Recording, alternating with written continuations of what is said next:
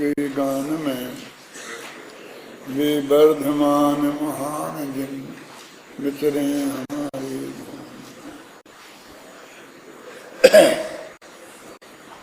उपदेश से है सिद्ध देवों के नहीं है स्वभाव सुख। 71 में गाथा कल पढ़ी थी अपन ने गाथा का अर्थ, अब उसका टीका का अर्थ पढ़ना है। तन वेदना से दुखी वे रमणीक विषयों में रमे।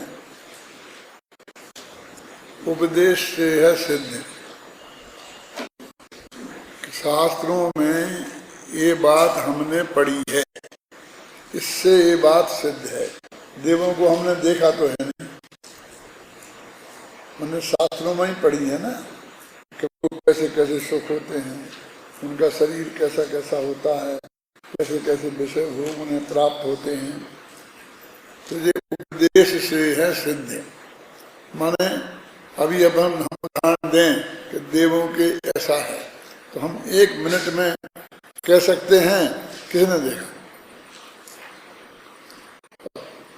अपन नहीं कह सकते। क्यों नहीं कह सकते? अपन दिन रात इसमें बसे हैं। दिन रात हम चतुर्गति की बात करते हैं, 4 गतियां होती हैं, तो हमें ऐसा लगता ही नहीं है कि कोई देव गति है, ये कोई नई बात है। जो आदमी ने मान लो जैन धर्म की ये बातें नहीं जानी है कि नीचे नरक है, ऊपर देव गति है, नरकों में ऐसे ऐसे दुख है, देव गति में ऐसा है, निगोद है, तो उसके कहो कि ऐसी ऐसी सुख सुविधा है कहीं, ये सब कहने की बातें हैं। कहाँ है बताओ? हमें तो कोई की बात ऐसा नहीं दिखता है। कह सकते हैं एक गांव में जो आदमी रहता है और वो गांव से अभी निकला ही नहीं है, ऐसे हजारों लोग अभी हिंदुस्तान में हैं कि जिनने ट्रेन नहीं देखी, ट्रेन में नहीं बैठे। छोटे छोटे गांव हैं, सभी गांव एक से ही हैं, झोंपड़े हैं, एक भी पक्का मकान वहाँ नहीं है। तो हम आप बम्बई की ऐसे 50-50, 100 मंजिल मकानों की बातें करें हैं, वो एक फ्लैट का में कितना सजावट का और कैसा है और कितने आरामदायक बनाए हैं, तो उनको कैसी कल्पना कैसी बातें लगती हैं। ऐसा क्या हो सकता है? उन्हें तो उन्हीं में जो अच्छे बुरे हैं वो उतने ही जानते हैं। इसलिए जो 19 में लिखा कि उपदेश से है बात सिद्ध। अब वो उपदेश हमारे अंदर इतनी गहराई से घुस गया है कि हमको बिल्कुल प्रत्यक्ष जैसा लगता है। ऐसा नहीं लगता है कि हमने शास्त्र में पढ़ी है और उसकी वजह से ये जानते हैं। ये काय का परिणाम है मालूम? कि हम जब से पैदा हुए, जब से हमारे माँ बाप भी 4 गतियों की बात करते हैं, देवों की बात करते हैं, मनुष्यों की त्रिंचों की बात करते हैं, क्या नहीं करते, नारकियों की बात करते हैं, तो हमको ऐसा लगता ही नहीं। ऐसे ही समय सार में जो आत्मा अनादि अनंत लिखा है, ऐसे लाखों जीव ऐसे हैं जो कहते कहते किसने जाने का अनादि से है कि नहीं, अनंत है। लेकिन हमें लोगों को नहीं लगता है। हमें तो ऐसा लगता है मेरे को सच्ची बात है, ऐसे मर के वहाँ से वहाँ चला गया, वहाँ से वहाँ चला गया। ये हमने 2 वर्ष की उम्र से ऐसी कहानियां सुनी है। तो समय सार आत्मा जो अनादि अनंत है वो हमारे खून में मिल गया है। क्या तो भी तीर्थंकर होते हैं, ये सब बातें अभी जो जैनेतर हैं, हिंदू मुसलमान हैं, उनके लिए बिल्कुल अटपटी बातें हैं, बिल्कुल नई बातें हैं। उनसे कहोगे नहीं किसने देखा, कहाँ ने लिखी, इसकी लिखी इसकी काय की प्रमाणिकता सही है, हैं? उनको समझ में नहीं आता कि भगवान ने दिव्य ध्वनि में ये बातें कही थी, उसके आधार पर ये बात लिखी है। अब ये सब बातें ऐसी हैं कि जिनके सिद्ध करना पसीना छूटे ऐसी हैं, पर हमारे खून में मिल गई। शांति जी आज अपन देख रहे थे ना दोपहरी में परमात्मा प्रकाश, तो उसी में भूमिका पढ़ रहा था। तो जिनने भी लिखी है वो भी बहुत जैन दर्शन कोई अच्छे बड़े विद्वानों में उनका नाम होगा, शायद ये उपाध्याय की है, वो किसी की होगी, हैं? कैलाश जी की है तो बहुत ही आश्चर्य की बात है। तो उसमें ऐसा लिखा था, बौद्धों के मानते, सांख्यों के मानते, फलाने के मानते, तो उसमें सब के प्रति इस तरह से भाव व्यक्त कर रहे थे जैसे सभी एक से हैं। यदि ये सत्य है तो वो भी सत्य है, वो ऐसा ऐसा। पर क्या क्या लिखा था मालूम, जो मेरे को बहुत अंदर से तकलीफ हुई, कि ये जो पंडित है ना, क्या नाम, जो हिंदू, ये ऐसे उदार हृदय हैं कि इनने इस तरह से लिखा है कि जैन और अजैन अध्यात्मी है ना, उनको भी वो बात अच्छी लगेगी। उन्होंने जैसे जैसे बुद्ध, जैसे शिव, जैसे शंकर, सब में अध्यात्म की मोटी मोटी बातें तो एक ही हैं। तो उनने वो जो ऐसी बातें हैं, जैसे अपन कहते हैं श्वेतांबर में जो ज़्यादा अंतर है वो हम बातें ही नहीं करते हैं, तो ऐसा कह रहे थे। तो जैन धर्म को उन सबके साथ तुलना करके बराबरी का दर्जा दे रहे थे, और वो बराबरी का दर्जा दिए इसके लिए उन्हें महान आध्यात्मिक माना रहे थे। तो मुझे तो रख दिए, नहीं देखना। फिर मैं सोचता हूँ कि ये ऐसा क्यों हुआ, हमको ये कहाँ से आ गया, हमारे विद्यार्थियों में कहाँ से आ गया। ये अपने निरंतर के अभ्यास का ये परिणाम है। उनने ऐसा निरंतर अभ्यास नहीं किया, और बीच बीच में वो भी किया, यहाँ भी आके उपदेश दिया था सबको। हमारे पंडित जी विद्वान तैयार हो रहा है ना, तुम लोग, इन लोगों में एक कमी है कि इनको थोड़ा थोड़ा अन्य मत का भी ज्ञान होना चाहिए, अन्य मत का भी इन्हें जानना चाहिए, ये उनको बड़ी कमी लगती थी। अब मतलब थोड़ा थोड़ा ये अमृत ही अमृत क्यों खा रहे, थोड़ा उसमें जहर भी मिलाना चाहिए, क्यों क्या क्या कहना चाहिए, क्या ऐसा ऐसा कह रहे हैं।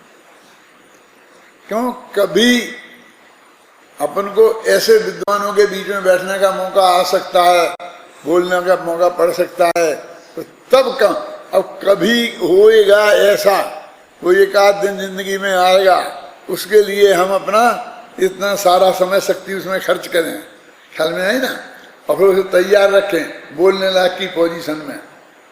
तो आए नहीं आए वो एक दिन ऐसा, और क्या करना है हमें उस दिन का, वो दिन की हमें जरूरत क्या है। हमारे पास तो 25 आते हैं, मैं तो देखता ही नहीं हूँ, जाने की बात तो बहुत दूर। वहाँ इतना बड़ा सेमिनार हो रहा है, वहाँ ये सेमिनार हो रहा है, वहाँ ये हो रहा है, वहाँ ये रहा, आने जाने का फर्स्ट क्लास का किराया देंगे, प्लेन का किराया देंगे। और वो परसों आए थे, वो सब कह रहे थे, तो कार्ड मार्ड भी आगे वो सब दे दो आके गए हैं कि आप आ जाना और हम आपकी सब सेवा करेंगे, ये करेंगे। क्या करना हमको वहाँ आकर के, सुबह से शाम तक वही लोग बोलेंगे, और हमें वहाँ जाएंगे वो बैठ के सुनना पड़ेगा। यहाँ हम 1 घंटा बैठने में तो तकलीफ होती है, और वहाँ जाके 2-4 घंटा बैठा, अभी वही बातें सुनते रहो। क्या करना हमें 80 वर्ष की उम्र में उसका, उन बातों का हमें नहीं चाहिए, इसलिए हम तो नहीं जाएंगे। तो हमको अंदाजा नहीं है कि हमको ये जो उपलब्धि है कि ये क्यों लिखी कि उपदेश से बात सिद्ध है। हमें सिद्ध तो हमारे लिए तो सिद्ध ही था कि देव हैं और उन्हें इस टाइप का जो सुख होता है, ऐसा हमारे लिए तो प्रसिद्ध है। तो उपदेश से है सिद्ध, क्या सिद्ध है कि देवों के नहीं है स्वभाव सुख, कि उन देवों के जो सुख का वर्णन शास्त्र में पढ़ा था तुमने, तो वो भी उन्हें वो आत्मा के स्वभाव से उत्पन्न हुआ वो सुख नहीं है, वो 5 इंद्रियों के विषयों से उत्पन्न हुआ सुख है। क्या ये स्वभाव सुख नहीं है माने क्या? और वो 5 इंद्रियों के विषयों में इसमें ऐसा लिखा है कि 5 इंद्रियों के विषय सब मौजूद हों, और 5 इंद्रियों के विषयों को भोगने की क्षमता शक्ति हम में नहीं हो। बढ़िया से बढ़िया माल मसाला रखा है खाने पीने को, और हमको सूखा खाना भी नहीं पचता है। क्यों? वो खीर पूड़ी हम खा ही नहीं सकते हैं। तो वो उतनी उसकी उपलब्धि होने का क्या मतलब है? ऐसे एक एक इंद्री पे घटित करो। 5 मिनट देखते हैं तो आंख में दर्द होने लगता है। अब बढ़िया से बढ़िया कितना ही दृश्य हो, हम क्या करेंगे? इतनी देर सुन नहीं सकते, इतनी देर देख नहीं सकते। इंद्रियों के 5 स्पर्शन इंद्रिय के विषय बढ़िया से बढ़िया विद्यमान हैं और हम में उसकी शक्ति ही नहीं है, तो वो उनका क्या सुख है? यानी वो इंद्रियां के विषय भोगों के सुख इंद्रियों की बलवत्ता की अपेक्षा रखते हैं। क्या या आएगा इसमें? वे देवों की हालत क्या बताई ने? भृगु प्रपात। भृगु प्रपात का इसका ये अर्थ लिखा है, भृगु माने पर्वत का निराधार उच्च शिखर, उसको भृगु बोलते हैं। और उस पे से कोई गिरे आदमी तो जितना तेजी से नीचे गिरता है ना, वो ऐसे ही ये देवता लोग 5 इंद्रियों की तरफ इतनी तेजी से दौड़ते हैं। एक सीधा सच्चा अर्थ ये भी है शांति जी, भृगु प्रपात माने झरना। लेकिन हर झरना नहीं, जो बहुत ऊंची पर्वत की चोटी से गिरता है और बहुत नीचाई में जाके गिरता है, ऐसा झरना देखे होंगे कई जगह। नागरा में है अमेरिका में, मतलब मीलों ऊंचों से गहराई से गिरता है एकदम नीचे तक, तो वो इसका पानी का फोर्स कितना ज्यादा होता होगा, तो वो सफेद सफेद दिखता है, पानी जैसा दिखता ही नहीं है, बिल्कुल सफेद एकदम दिखता है। और चारों तरफ वो उसकी फब्बारे ऐसे छूटते हैं। फब्बारे माने वो धुआं जैसा निकलता है ना, क्या बोलते हैं उसे आप, तो उससे वो सब जगह अंधेरा अंधेरा जैसा दिखता नहीं है अपन को कुछ, ऐसा एरिया मीलों तक ऐसा हो जाता है उससे। तो उसको बोलते भृगु प्रपात। माने वो जितना तेजी से ऊपर से नीचे गिरता है, ऐसे ही ये देव इंद्रियों के विषयों की तरफ उसी तेजी से भागते हैं, दौड़ते हैं। तो वे क्यों बता रहे हैं कि कितनी तृष्णा है, वे कितने सुखी हैं, कितने जल्दी प्राप्त कर लेते हैं अपने उद्देश्य को। क्यों? वो बात नहीं बताना चाहते हैं कि उनको उनकी तेजी से दौड़ने की बात उनकी इस बात को बताती है कि वो अंदर में कितने दुखी हैं। वो उतने काल में, जितने काल लगाना उनको बीच में उस विषय सामग्री के पास पहुंचने में, वो उतने में कितने दुखी वो हैं। देखो,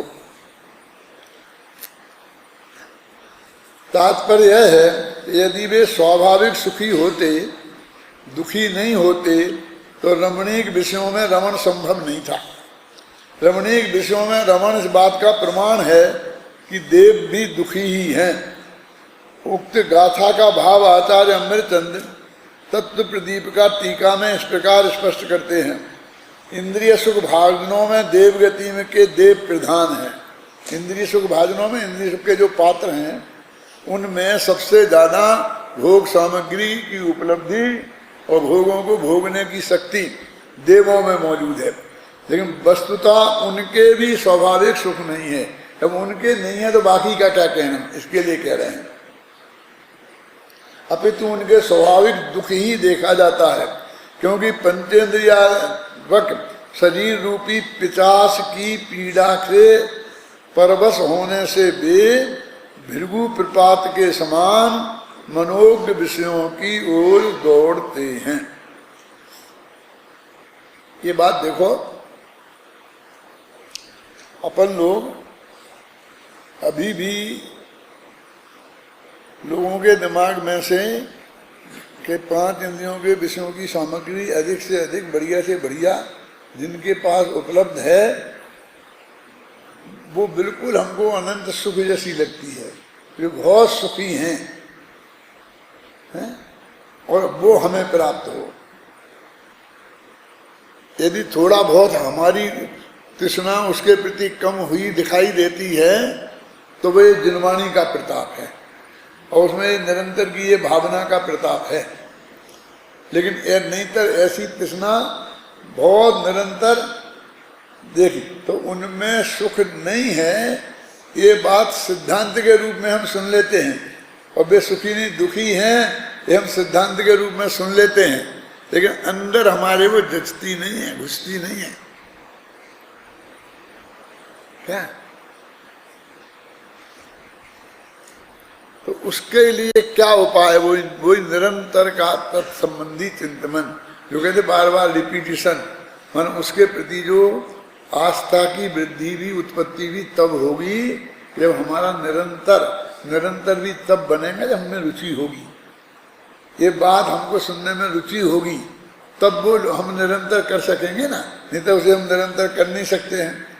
देखो ये भृगु का तो अर्थ बता दिया ना। आचार्य जैसेन तात्पर्य वृत्ति में उक्त गाथा के भाव को निम्नांकित प्रसिद्ध उदाहरण के माध्यम से स्पष्ट करते हैं। ये उदाहरण आप लोगों ने सबने पढ़ा है, देखा है, सुना है। कौन सा? कि वो ऊपर एक यहाँ बना है ना पेड़, लेकिन मैं फिर भी ये चाहता हूँ कि एक दफे शांति से इसे पूरा शांति से पढ़ लें। लो स्पीकर लो और आप ही लोग कोई पढ़ो, 10 मिनट मुझे थोड़ा सा आराम भी मिलेगा। वैसे पूरा पढ़ेंगे तो जो टीवी पे भी सुनेंगे तो कम से कम वे लोग तो सुन लेंगे सुधारण को पूरा, और सांगो पांगे। मैं पढ़ूंगा तो मैं तो वैसे ही बोलता रहूंगा, मैं उसे पढ़ नहीं सकता। क्या मैं बस बोलूंगा, सुना दूंगा, क्या कहानी याद है मुझे। इसलिए आप ऐसे शांति से सुनो, आपकी किताब में आप देखोगी उसे एक एक एंगल पे जो वजन दिया है वो ध्यान में आएगा। कहानी तो सबको मालूम है, मुझे मालूम है। हाँ चल पढ़ो। एक व्यक्ति अति विस्तीर्ण भयंकर वन में भ्रमित होकर अर्धविक्षिप्त हाथी के पीछे पड़ जाने से अनेक कुएं में गिरते समय उसके किनारे पर स्थित वृक्ष की एक शाखा को पकड़कर लटक जाता है। उक्त वृक्ष की जड़ों को 2 चूहे काट रहे हैं। उस वृक्ष पर एक मधुमक्खियों का छत्ता लगा है और उस वृक्ष को वह विक्षिप्त हाथी क्रोधित होकर झकझोर रहा है, जिसके कारण मधुमक्खियां उड़कर उक्त पुरुष को काटने लगी हैं। पर छत्ते के हिलने से उसमें से मधु अर्थात शहद की एक एक बूंद टपक रही है, जो भाग्य से शाखा से लटके उक्त पुरुष के मुख में गिर रही है, जिससे वह बड़े चाव से चाट रहा है। नीचे कुएं में विशाल अजगर पड़ा है, जो उक्त व्यक्ति को निगल जाने को आतुर है, और अनेक अन्य सर्प भी उसे डसने को तैयार हैं। मृत्यु के मुख में पड़े हुए उक्त पुरुष को उक्त अनेक दुखों के बीच मात्र मधुबिंदु को चाटने के समान ही सुख है। उक्त परिस्थितियों में फंसे हुए मरणोन्मुख उक्त पुरुष पर करुणा करके कोई देवता उसे बचाने के लिए हाथ बढ़ाता है और आग्रह करता है कि तुम मेरा हाथ कसकर पकड़ लो, मैं तुम्हें अभी इस महासंकट से बचा लेता हूँ। परंतु वह अभागा पुरुष कहता है कि इस मधुर मधु की एक बूंद और चाट लूँ। इस प्रकार वह एक एक बूंद मधु के लोभ में तब तक वहीं लटका रहता है कि जब तक वह वृक्ष उखड़ नहीं जाता, उसकी डालियां टूट नहीं जाती, वह पुरुष गिरकर विकराल अजगर के मुख में समा नहीं जाता, सांपों द्वारा डसा नहीं जाता, यहाँ तक कि महामृत्यु को प्राप्त नहीं हो जाता। मधुबिंदु के समान सांसारिक सुखों के लोभ में यह मनुष्य संसार रूपी भयंकर वन में मिथ्यात्व रूपी कुमार्ग में भटकता हुआ मृत्यु रूपी हाथी के भय से शरीर रूपी अंधे कुएं में गिर गया है, जिसे आयु कर्म रूप वृक्ष की जड़ शुक्ल और कृष्ण पक्ष रूपी चूहे काट रहे हैं। ऐसी आयु कर्म रूपी वृक्ष की शाखा पर लटक गया है। शरीर रूपी अंधे कुएं के नीचे भाग में सशरीर निगल जाने को तैयार मिथ्यात्व रूपी अजगर और डस जाने को तैयार कषाय रूपी सर्प है। मृत्यु रूपी हाथी वृक्ष और उसकी शाखाओं को नष्ट करने के लिए जोर से झकझोर रहा है, जिससे जीवनांत होने का खतरा बढ़ गया है। फिर भी वह मनुष्य विषय सुख रूपी मधु बिंदु के स्वाद में सुख मानता हुआ उसे चाट रहा है, विषयों को भोग रहा है। सद्गुरु रूपी देवता उसे बचाने के लिए हाथ बढ़ाते हैं, पर वह विषय सुख रूपी मधु के लोभ में फंसकर वहाँ से निकलना ही नहीं चाहता। सांसारिक सुख की यही स्थिति है। मोक्ष सुख इससे विलक्षण है, विपरीत है। इस कहानी के माध्यम से हमने ये बताया है कि हमारे जो संसार का जो सुख है वो मधु की बिंदु के समान है और उसके चारों तरफ खतरे कितने हैं। 24 घंटे हमारी आयु क्षीण हो रही है, देह क्षीण हो रही है और भविष्य क्या है। जैसे नंदर गति, दंड गति, जैसी जैसी गतियाँ हैं जिनमें हमारी जाने की तैयारी है, इसकी इतनी तृष्णा है विष्णु के प्रति कि वो जो बताने वाला उसे बताने के लिए कहता है तो अगर एक बूंद और चाहिए, और ऐसा एक एक बूंद करते करते तब तक नहीं उस देवता के हाथ से पकड़ में आता है कि जब तक वो गिर नहीं जाता है, डाली टूट नहीं जाती है, फिर गिर नहीं जाता है और वो अजगर के मुख में चला नहीं जाता है। ऐसी स्थिति इस संसारिक स्थिति है। ये उदाहरण आचार्य जयसेन ने अपनी टीका में बहुत विस्तार से दिया है। इससे हमको सिर्फ मालूम पड़ता है कि हमारे दुख की और सुख की तुलना कितनी है, फिर भी हम उसे सुख अनुभव करते हैं। ये तो उस देवगति के सुखों की बात कर रहे हैं कि जिनको कल मैंने कहा था ना, बिल्कुल स्वस्थ शरीर है, एक बीमारी नहीं है, जन्म से ही पूरे स्वस्थ तंदुरुस्त जवान पैदा हुए हैं और मरने के अंतिम समय तक, बुढ़ापे तक रंज मात्र भी बुढ़ापा आने वाला नहीं है, एकदम स्वस्थ मजबूत, पांचों इंद्रियों को भोगने के लायक ये शरीर रहने वाला है और 5 इंद्रियों के विषय भोग भी निरंतर रहने वाले हैं। वो वे जीव कैसे सुखी हैं उनका ये उदाहरण दिया है। अमृतचंद को तो ये भी बर्दाश्त नहीं है, इतना भी मधु की बिंदु के बराबर भी कहाँ है, क्योंकि वो जो सुख है वो भी स्वभाव सुख कहाँ है, वो भी स्वभाव से उत्पन्न हुआ सुख नहीं है ना।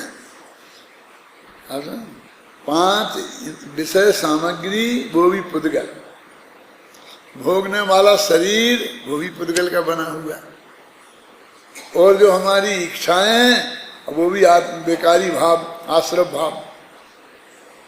तो आश्रव और अजीव के ही अधीन सब कुछ है, और सुख तो आत्मा की चीज है।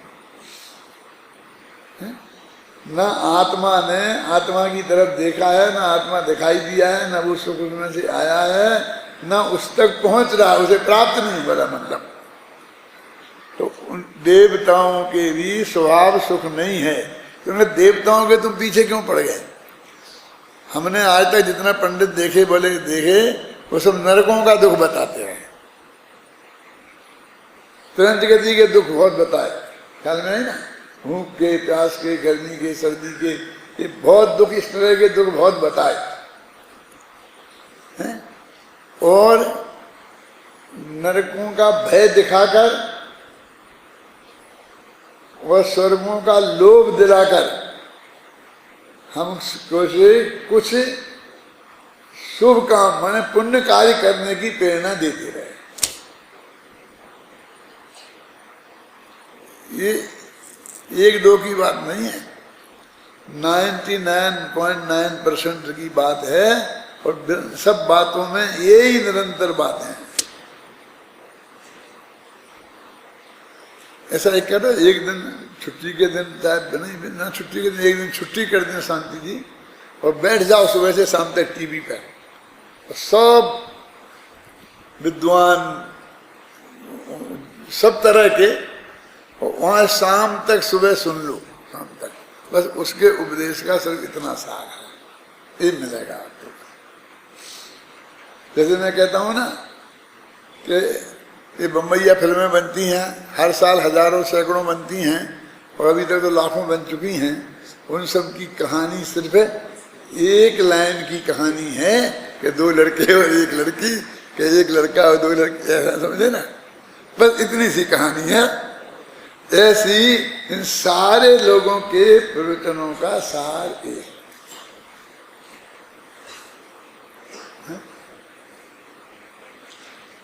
ये बात भी कितनी अत्यंत दुर्लभ है। देखो, इस बात को सिद्ध करते हुए यह कह रहे हैं कि त्रियंच मनुष्य और देवों में सबसे अधिक सुखी देव माने जाते हैं। जब वे भी सुखी नहीं हैं, दुखी ही हैं, तो फिर त्रियंच और मनुष्यों की बात क्या करना, वे तो हमें दुखी दिखाई देते ही हैं। नारकियों की क्यों नहीं लिखी? एक तो नारकी दिखाई नहीं देते, और दूसरे इनने ये नहीं की थी कि नरक की शुभ भाव से नरक मिलेगा, ये नहीं कहा था। क्या क्या कहा था? हाँ, तो वो गाथा बोलो, याद नहीं है? इतने दिन में याद हो जाना चाहिए थी। हाँ बोलो, जल्दी बोलो।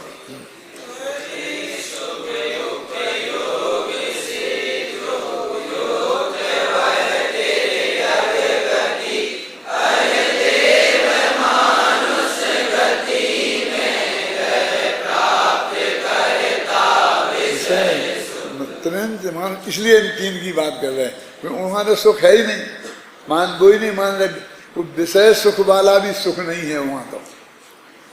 क्या अब इनमें जहां विषय सुख वाला सुख है, उसके लिए ये सब बात कर रहे हैं। देवों को दुखी सिद्ध करने में सबसे बड़ी युक्ति यह है कि वे पंचेंद्रियों की ऊपर दौड़ते देखे जाते हैं। भाई तुम देव दुखी हैं, ये कैसे सिद्ध करते हो कि पंचेंद्रिय विषयों की तरफ दौड़ते हैं, इससे हम ये सिद्ध करते हैं। उनमें रमते देखे जाते हैं। यदि वे दुखी नहीं हैं तो फिर विषयों में रमण क्यों करते हैं? क्योंकि विषयों की रमणता तो दुख दूर करने के लिए ही होती है। इस प्रकार यह सहज ही सिद्ध है कि नित्य विषयों में रमण करने वाले त्रियंच मनुष्य और देव दुखी ही हैं। त्रियंच मनुष्य और देव, जिन्हें सुखी कहा था, इस शुभ उपयोग के वजह से जिन पद को तुम प्राप्त करोगे, उन पदों की ये हालत है। अब ये तो वे सारे प्रकरण में देव गति के प्रति अरुचि पैदा कर रहे हैं ना, कि रस पैदा कर रहे हैं। और अब देखो, मैंने कहा सब उसका जोर दिलाते हैं सबका। अभी अपने में से, अपने मुमुक्षुओं में से तुम क्या चाहते हो? तो वो जो पूछना, जो उत्तर जो देंगे वो तो देंगे, उत्तर देने वाले जाने, लेकिन पूछने वाले के दिल में क्या मतलब है? तुम कौन सा स्वर्ग जाना चाहते हो, भगवानवासी होना चाहते हो, बेंतर होना चाहते हो, देवी होना चाहते हो, देव होना चाहते हो, सर्वार सिद्धि जान, मतलब वो उनका वही उद्देश्य है कि तुम किसको चाहते, क्या सुख चाहते हो। तब तक कि जब तक वो मोक्ष का सुख नहीं मिले, तब तक तुम कौन सा सुख चाहते हो। तो वो कहते मोक्ष के सुख के बिना कोई दूसरा सुख है, ये हमें आज तक समझ में ही नहीं आया। क्या तो हम उसमें से क्या तुम्हें चुन के बताएं कि हम क्या चाहते हैं? देखो, है ना। फिर तो कल तुम ऐसे भी कह सकते हो कि तुम अच्छा जाना तो पड़ेगा नरक, राजा सोने गए तो तुम्हें नहीं जाना पड़ेगा, लेकिन कौन सा नरक वेदना है, कह सकते हो। तो तुमको ये बात अच्छी नहीं लगेगी कि हमको नरक में भी चुनाव करवा रहे। तुम तो यही कहोगे ना कि हम किसी भी नरक में नहीं जाना चाहते, और जाना पड़े तो ये कहेंगे मजबूरी में महात्मा गांधी जो होगा तो चले जाएंगे, जैसे राजा सैनिक चले गए, और जो भोगेंगे वो भोग लेंगे। क्यों? तो ऐसा ही देव गति के बारे में भी ऐसा ही विकल्प होना चाहिए। हमारे चिंतन के स्वरूप इधर किधर होना चाहिए, इसकी बात मैं आपसे कह रहा हूं। इस बात को मैंने अपनी किताब में है ना, वो तुमने पढ़ी है कि नहीं पढ़ी अभी? कौन सी किताब? सरल लेखना वाली है? एक एक दफे तो पढ़ाई ली होगी, तो उसमें इस बात को बहुत दिया ना कि तुम क्यों क्यों किसकी क्या चुनाव करने की बात हमसे कह रहे हो, किसको चुनने की बात हमसे कह रहे हो, है ना। देवों को दुखी सिद्ध करने से तो हो गया है, विश्व में रमने वाले देव भी दुखी ही हैं। विगत गाथा में यह स्पष्ट हो जाने के ऊपर अब यह गाथा में यह कहते हैं कि जब पुण्योदय वाले देव भी दुखी ही हैं, ये बात सिद्ध हो गई ना, तो फिर पुण्य और पाप में क्या अंतर रहा। पुण्य की वजह से देव गति मिलेगी और वे भी दुखी हैं, पाप की वजह से नरक गति मिलेगी, वे भी दुखी हैं, तो दो ही दुखी हैं, तो फिर पुण्य और पाप में अंतर ही क्या रहा है?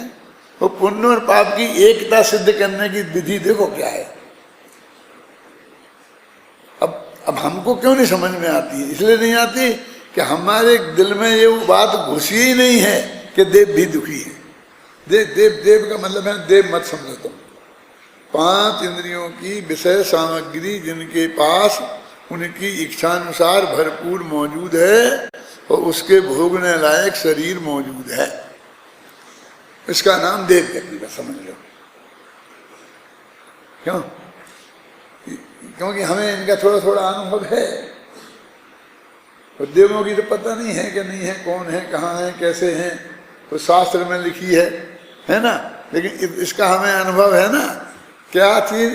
5 इंद्रियों के भोग सामग्री और 5 इंद्रियों को भोगने की शक्ति, और एक तीसरा और है भोगने का भाव। एक पूजा आती है, उसमें एक नैवेद्य का छंद है, उसमें से ऐसा ही अर्थ निकलता है गंभीर कि नेवज इंद्रिय बलकार सो तुम ने चूरा, चरु तुम ढिंग सो है सार, अचरज है पूरा। सुना होगा ना कभी, तो इतने शास्त्री वालों ने सुना होगा, अब उपाध्याय वाले आए उनने नहीं सुना होगा।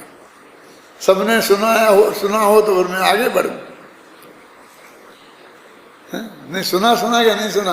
हाथ उठाओ, जिनने नहीं सुना भी हाथ उठाएं तो पता तो चले। हाँ, बहुत है नहीं सुना। देखो नेवज वो चरु, ये दोनों वो नैवेद्य नाम का जो द्रव्य है, 8 द्रव्यों में जल, चंदन, अक्षत, पुष्प, फिर नैवेद्य आता है ना, फिर दीप, तो नैवेद्य नाम का जो द्रव्य है उसे नेवज कहते हैं और चरु भी बोलते हैं। तो कहते हैं कि हे भगवान, नेवज इंद्रिय बलकार, नेवज है वो इंद्रियों को पुष्ट करने वाला है। नेवज माने होता है पूरी पकवान, लड्डू, ये होता है ना। विस्मंती लोग तो नेवज के नाम पे यही चढ़ाते हैं ना, अपन तो नारियल की चिकटक से काम चला लेते हैं।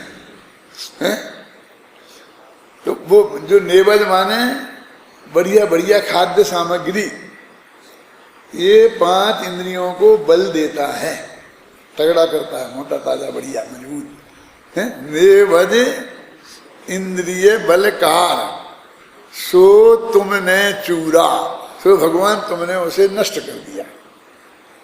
और चरु तुम ढेंगे सो है सार, जब नेवज का तुमने नष्ट कर दिया तो चरु भी तुम्हारे पास नहीं होनी चाहिए, क्योंकि नेवज माने चरु। जल नहीं है तो पानी भी नहीं होना चाहिए ना, जलो पानी एकार्थवाची है। लेकिन चरु तुम ढेंगे सो है सार, फिर भी चरु तुम्हारे पास मौजूद है, ये अचरज है पूरा।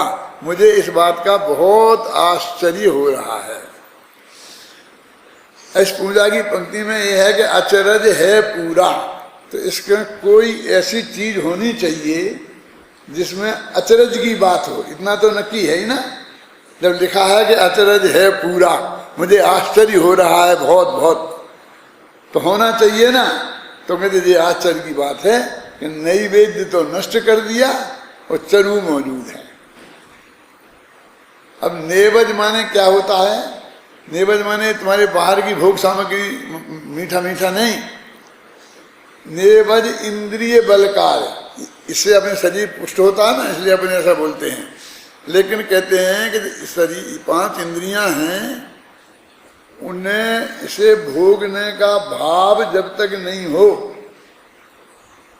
राग भाव, तो इंद्रियां बेकार है। समझा? तुम्हें खाने की कोई इच्छा नहीं हो तो जवान कुछ मजा नहीं ले सकती है। समझ गए ना? तो कहते हैं तुम्हारे पास नेवज माने वो भोग का, 5 इंद्रियों से भोगने का भाव, वो नेवज, वो है इंद्रिय बलकार। वो 5 जो इंद्रियां हैं उनको बल देती हैं, माने उनमें भोगने की प्रेरणा पैदा करती हैं। मुंह में पानी आ जाता है, ऐसा ऐसा 5 इंद्रियों में भोगों का भाव आता है तो उनमें बल पैदा हो जाता है। तो नेवज इंद्रिय बलकार सो तुमने चूरा, माने तुमने भोगने के भाव का अभाव कर दिया है। तुमने चूरा, नेवज का ऐसा अर्थ होना चाहिए ना जो भगवान ने नष्ट कर दिया हो। तो नेवज, ये नेवज का से लड्डू करेंगे तो लड्डू को भगवान ने क्या चूरा? देखा, सो तुमने चूरा, तो तुमने चूरा इस पे घटित होना चाहिए ना कि भगवान वो तुमने नष्ट कर दिया है। तो उस नेवज का अर्थ वो होना चाहिए जो भगवान ने नष्ट कर दिया है ना? तो इसलिए उसका अर्थ वो नहीं है लड्डू, उसका अर्थ है भोगने का भाव। अब जब नेवज को नष्ट कर दिया तो चरु नहीं होना चाहिए। तो चरु जानते आप किसे बोलते हैं? गोचरु। ये जो जंगल में गायें चरती हैं ना, वो जमीन होती है जहाँ गाय भैंस चरते हैं, माने खेती नहीं होती, वहाँ अनाज नहीं बोते हैं। वो गाय भैंस के लिए ही चरने के लिए जमीन छोड़ी जाती है। तो उसका टैक्स गाय वालों से म्यूनिसिपैलिटी लेती है कि तुम्हारी गायें यहाँ चरेंगी तो एक गाय पे 5 रुपया महीना तुम्हें लगेगा। क्या? उस टैक्स को भी चरु बोलते हैं। चरु लगेगी तुम्हें, चरु लगेगी, चराई लगेगी, समझे ना? और फिर उसे बोलते गोचरु, माने गायें भैंसें जहां चरती हैं, चरती समझ गए, खाना खाती हैं, उस जमीन को बोलते हैं गोचरु भूमि। तो चरु का मतलब हो गया गोचर भूमि। और गो शब्द के 11 अर्थ होते हैं। तो एक अर्थ वाणी भी होता है, दिव्य ध्वनि भी होता है। तो गो चरु तुम ढिंग सो है सार, फिर भी तुम्हारे पास दिव्य ध्वनि मौजूद है। हे भगवान, तुमने भोगने के भाव का तो अभाव कर दिया है, मैंने तुम्हें बोलने का भाव तो है नहीं, लेकिन वाणी तुम्हारी खिलती है।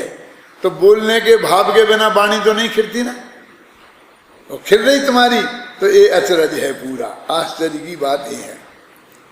ऐसा नहीं पुरानी पूजन सब ऐसी ऐसी हैं, बहुत बहुत मार्मिक हैं, कई तो बहुत साहित्यिक हैं, बढ़िया से बढ़िया।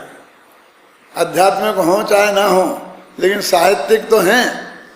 तो मेरे कहने का अर्थ ये है कि तुम्हारे जब भोग का भाव, 3 चीजें हो गई ना, अभी 2 चीजें हो रही थी सामने। कौन कौन सी?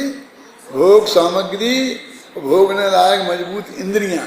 अब तीसरी चीज और आ गई, भोग का भाव।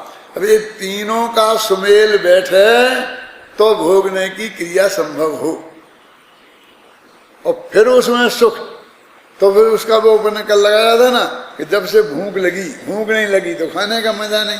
फिर भूख लगी और 6 घंटे तक नहीं मिला तो 6 घंटे तक लगातार दुख। फिर खाना शुरू किया तो उस वक्त भी ये बदला, फिर दुख ही दुख। तुम्हें सुख कहाँ? हमें तो सुख तो कहीं दिखाई दिया ही नहीं। फिर बाद में फिर दुख शुरू हो जाता है एकदम। तो कहते हैं ये सारा दुख ही दुख है सब जगह। कि पुण्योदय वाले देव भी दुखी ही हैं, तो फिर पुण्य और पाप में अंतर क्या रहा? इसी प्रकार पुण्य और पाप के कारण रूप, उसके कारण क्या है? शुभ और अशुभ भाव। तो शुभ और अशुभ भावों में भी क्या अंतर रहा? इस प्रकार हम देखते हैं कि शुभोपयोग और अशुभोपयोग में कोई अंतर नहीं है, कोई अंतर नहीं है, माने दोनों अशुद्धोपयोग हैं। समझ में आई ना? और फिर यही बात कहने लिखा ना, कोई अंतर नहीं है। फिर आगे वो आएगी कौन सी 77वीं गाथा कि जो न माने बात ये, इनमें अंतर नहीं है। अब अभी से 52-72 से समझाएंगे 76 तक इसी बात को, क्या कि इनमें कोई अंतर नहीं है। शुभ अशुभ भावों में, पुण्य पाप भावों में कोई अंतर नहीं है, ये समझाएंगे। और फिर बाद में कहेंगे आया समझ में कि नहीं आया, कि जो न माने बात यह है, शुभ भाव में अंतर नहीं है, पुण्य पाप में अंतर नहीं है, जो न माने बात यह, संसार सागर में भ्रमे मद मोह से आते। माने ये प्रकरण चल रहा है। और कौन सा अधिकार है? शुभ परिणाम। उस शुभ परिणाम करो, देव पूजा करो, उनका तो पहले नाम लिया, उसके बाद तो बात ही नहीं करते हैं। न दान की, न उनके भेद गिनाए, न कितनी प्रकार की पूजा होती है, कैसे करना चाहिए, खड़े खड़े करना चाहिए कि बैठ के करना चाहिए कि सामग्री से करना चाहिए, कोई बात ही नहीं करते हैं। क्यों? दान की भी बात नहीं करते, वृद्धोपवास की बात भी नहीं करते। और उन्हें कहते वो शुभोपयोग है और उससे पुण्य बनता है और उससे पुण्य भोग सामग्री प्राप्त होती है। और ये देवों के सबके पास बढ़िया से बढ़िया होता है। वो वहां से शुरू कर दी। हम तो ये समझते थे कि अब ये जो शुभ परिणाम अधिकार का नाम लिखा ना, तो अब ये अब बताएंगे कि शुभ परिणाम किसे कहते हैं और शुभ परिणाम क्यों करना चाहिए और अच्छी तरह करना चाहिए, मन लगाकर करना चाहिए, थोड़े बहुत तो करना ही चाहिए, हैं? ऐसा कुछ समझाएंगे। लेकिन वो तो बात ही नहीं करते। कुंद का देखो कथन करने का तरीका। और निर्जरा अधिकार शुरू करते हैं तो निर्जरा तो 57 प्रकार की होती है ना, आश्रम भी 57 प्रकार के होते हैं ना। आश्रम अधिकार में 57 प्रकार के आश्रम गिनाते हैं, न निर्जरा अधिकार में 57 प्रकार की निर्जरा गिनाते हैं। आश्रम जो भाव हैं वो विशुभ भाव निर्जरा के हेतु हैं, भोग निर्जरा के हेतु बताते हैं। मतलब इनकी हर चीज को कहने की एक अपनी अलग स्टाइल है।